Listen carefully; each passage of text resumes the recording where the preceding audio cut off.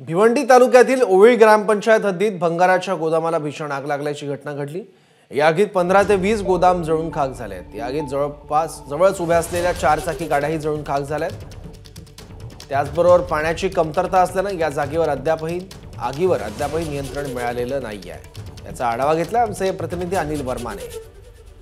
भिवंडी तालुक्यातील ओवळी ग्रामपंचायत हद्दीमध्ये भंगारच्या गोदामाला भीषण अशी आग लागली। माझ्या पाठीमागे तुम्ही बघू शकता, या ठिकाणी भंगारच्या गोदामाला भीषण आग लागलेली आहे आणि या आगीमध्ये तब्बल 15 ते 20 भंगारची गोदामं जी आहेत या ठिकाणी जळून खाक झालेली आहेत।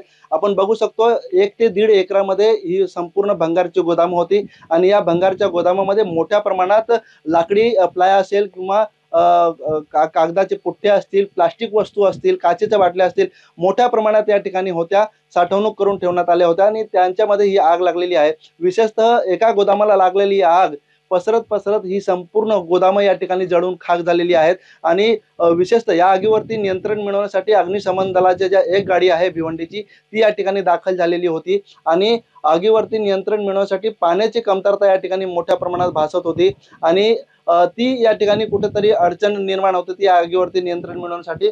मात्र या आगीवरती नियंत्रण मिळवण्यासाठी भिवंडी अग्निशमन दलाच्या वतीने या ठिकाणी पूर्ण प्रयत्न केला जातोय, परंतु या आगीवरती पूर्णपणे नियंत्रण मिळवण्यासाठी अजूनही 5 ते 6 तासांचा वेळ लागू शकतो असं या ठिकाणी सांगितलं जात आहे। मात्र या संपूर्ण घटनेमध्ये आपण जर बघितलं तर ही आग लागली की लावली गेली असा प्रश्नचिन्ह या ठिकाणी उपस्थित होतो, कारण काही दिवसापूर्वीच या ठिकाणी एका गोदामाला आग लागली होती, त्या ठिकाणी देखील 8 गोदामं जळून खाक झाल्याची अशाच पद्धतीची घटना घडली होती। मात्र आज पुन्हा त्याच घटनेची पुनरावृत्ती झालेली आहे, कारण या ठिकाणी भंगारच्या गोदामाला लागलेली आग जवळपास 15 ते 20 गोदामं या ठिकाणी जळून भंगारची गोदामं जळून खाक झाली आहेत।